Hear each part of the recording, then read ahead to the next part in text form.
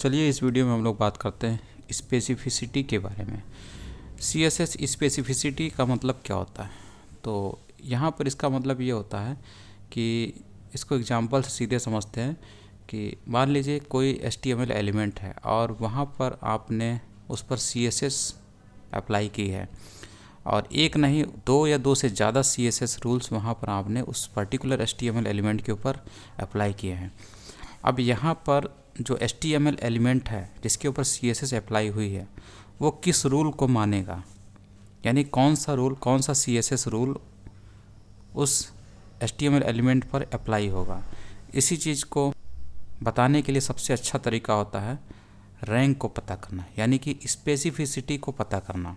ये बताता है, यानी स्पेसिफिसिटी यानी कि स्कोर या रैंक, दूसरे एंगल से हम लोग इसे रैंक या स्कोर बोल सकते हैं। तो ये बताता है कि कौन सा जो CSS स्टाइल है वो अल्टीमेटली पर्टिकुलर HTML एलिमेंट पर अप्लाई होगा। तो आपको स्पेसिफिसिटी या फिर स्कोर या रैंक निकालनी होती है। एक एग्जांपल से समझते हैं। तो यहाँ पर तो आपको सिंपली दिख रहा है कि ये पैराग्राफ एलिमेंट है और इसके ऊपर स्टाइल डाला गया है और यहाँ पर एलिमेंट सेलेक्टर का इस्तेमाल किया गया है। ठीक है, तो यहाँ पर सिंपली एक ही रूल है, एक ही CSS रूल है जो कि इस पर अप्लाई किया गया, तो इस पर तो अप्लाई हो जाएगा, कोई प्रॉब्लम नहीं है। प्रॉब्लम इस सेकंड वाले एग्जांपल में आपको दिखाई देगी।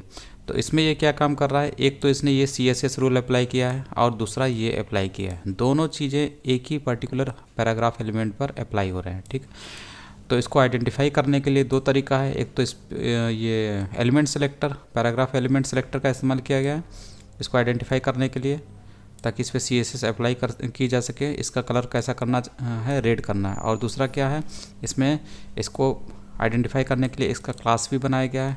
तो टेस्ट नाम के क्लास से इसको आइडेंटिफाई कर लिया गया और इसका कलर कैसे करने की बात की जा रही है, ग्रीन करने की बात की जा रही है।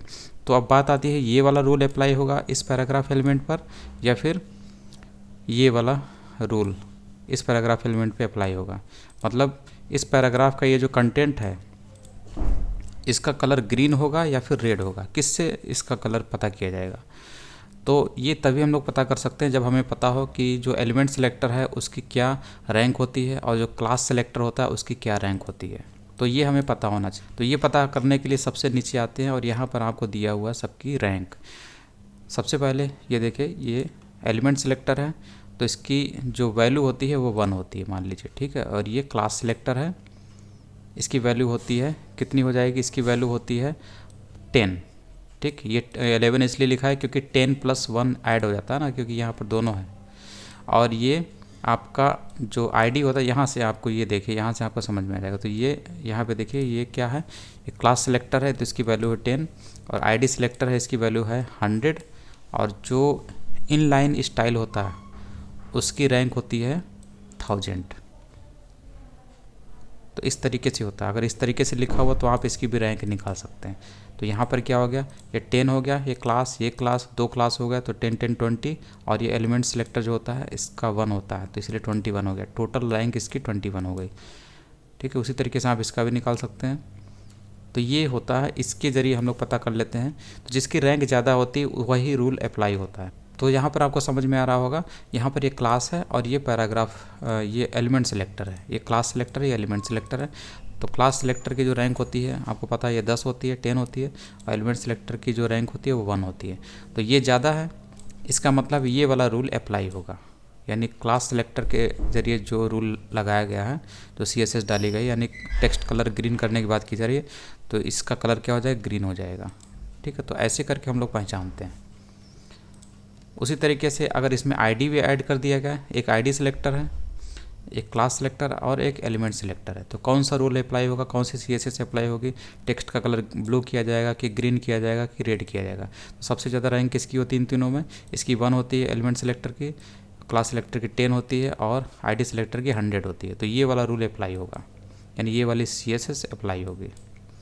यानी टेक्स्ट का कलर क्या हो जाएगा, इसका कलर ब्लू हो जाएगा। ठीक है, तो ये ब्लू हो गया। तो ये होती है रैंक, स्पेसिफिसिटी या फिर स्कोर।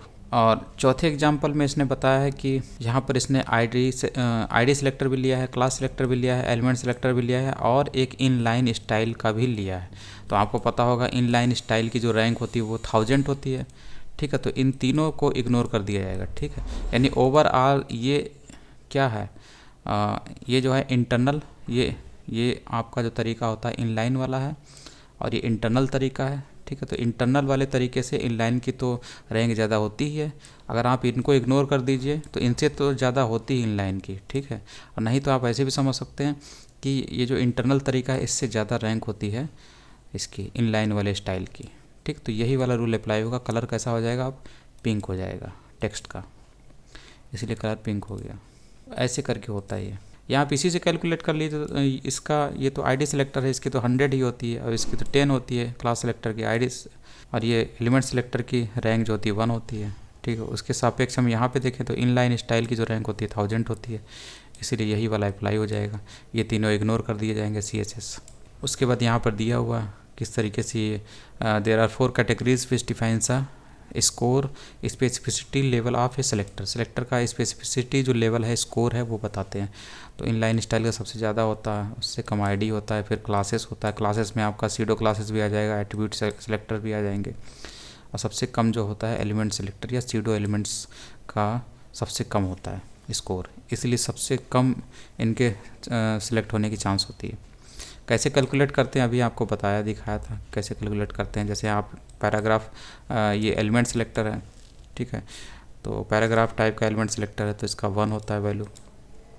और p.test लिखा तो इसमें एक पैराग्राफ भी शामिल हो गया, क्लास सिलेक्टर भी, एलिमेंट सेलेक्टर भी शामिल हो गया, क्लास सिलेक्टर भी शामिल हो गया। तो जो क्लास होता है उसकी वैल्यू 10 होती है, तो डॉट टेस्ट की वैल्यू कितनी होगी, 10 होगी। और पैराग्राफ यानी एलिमेंट सेलेक्टर है तो 1 होगी, तो दोनों 11 हो गए, ठीक है। तो 1 + 10 यहाँ भी लिखा हुआ है। इस तरीके से कैलकुलेशन किया जाता है। तो यहाँ पर भी इसका एग्जांपल इसने समझाया है कि ACS ने समझाया है कि एक ये एलिमेंट सेलेक्टर है, ये आईडी सेलेक्टर है, और यहाँ पर ये इनलाइन स्टाइल है। तो किसकी स्पेसिफिसिटी ज़्यादा होगी, तो वही C वाला जो लेवल है उसकी स्पेसिफिसिटी हाईएस्ट है। तो इसी का जो रूल है यही वाला, यानी ये जो स्टाइल है यही वाला अप्लाई होगा इस पर्टिकुलर कंटेंट पर।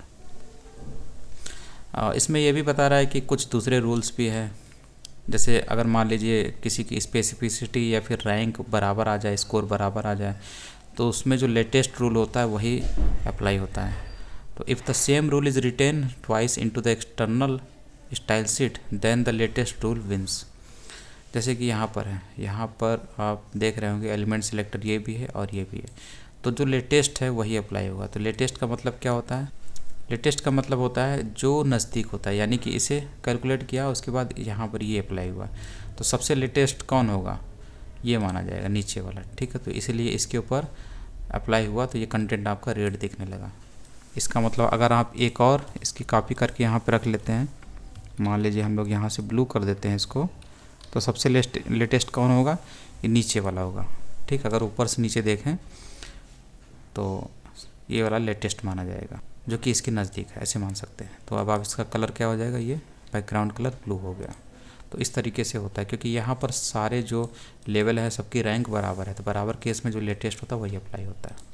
अब यहाँ पर समझने लायक ये बात है कि इस एग्जाम्पल में आपको दिख रहा होगा कि ID selectors have higher specificity than attribute selectors. जैसे कि यहाँ पर एट्रीब्यूट सेलेक्टर का इस्तेमाल हुआ है, ठीक है, और यहाँ पर आईडी हुआ, यहाँ पर भी आईडी हुआ, तो इसकी वैल्यू तो इससे ज़्यादा होगी ही, क्योंकि इसमें एक तो एलिमेंट सेलेक्टर और प्लस ये आईडी सेलेक्टर है, ठीक है। तो इसकी वैल्यू इससे तो ज़्यादा हो ही गई, 1 ज़्यादा होगी। लेकिन इसकी वैल्यू जो है, इसकी वैल्यू आपको इसके कुछ बराबर जैसी लग रही होगी, क्योंकि यहाँ पर आईडी यहाँ पर इस्तेमाल की गई है, तो यहाँ पर इस तरीके से इस्तेमाल किया गया है, ठीक है, आईडी के रूप में, और यहाँ पर सीधे एट्रीब्यूट के रूप में, यहाँ पर एट्रीब्यूट और उसकी वैल्यू के रूप में इस्तेमाल किया गया, एट्रीब्यूट सेलेक्टर के रूप में। दोनों एक ही जैसे हैं, दोनों एक ही हैं, लेकिन यहाँ पर लिखने का तरीका अलग है, ठीक है। इसलिए इसी को प्रेफरेंस मिलेगा, क्योंकि जो सेलेक्टर्स होते हैं उनकी रैंक नीचे होती है। आपने यहाँ पे पढ़ा, जो यहाँ पर आपने देखा था कि एट्रीब्यूट सेलेक्टर्स जो होती है इनकी रैंक कम होती है, आईडी से तो नीचे ही होती है, इसीलिए एट्रीब्यूट सेलेक्टर के रूप में आपने वहाँ पे इस्तेमाल किया, तो इसीलिए वो उसका जो इफ़ेक्ट है ये उतना नहीं होगा जितना कि ये है। तो ये वाली लाइन मानी जाएगी, इसलिए आपको टेक्स्ट का जो कलर है, जो बैकग्राउंड कलर है, वो आपको ग्रीन दिख रहा है। उसके बाद ये बोल रहा है contextual selectors are more specific than a single element selector. The embedded style sheet is closer to the element to be styled, so in the following situation.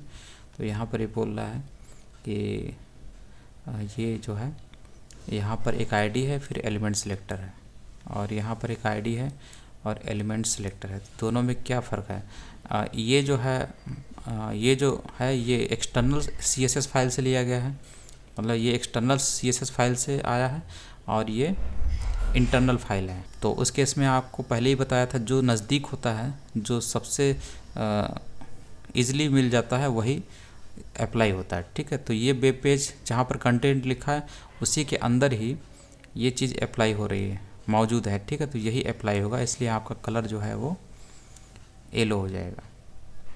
Letter rule will be applied, तो यही वाला, क्योंकि ये file के अंदर ही है और ये एक्सटर्नल फाइल है। उसके बाद है class selectors beats any number of element selectors. A class selectors such as into beats H1PD, ये सब बता रहा है। तो वो तो बात सही है, क्लास सेलेक्टर जो होता है any number of element selector को बीट कर सकता है।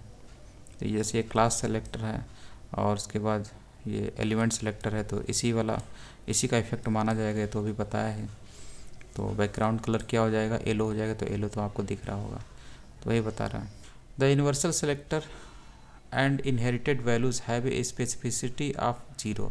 Universal selector and inherited values are ignored. तो इन्हें जो यूनिवर्सल सेलेक्टर होता है, जिसको स्टार से रिप्रेजेंट करते हैं, और जो इनहेरिटेड वैल्यूज़ होती है उनको इग्नोर कर दिया जाता है। यहाँ पे दिया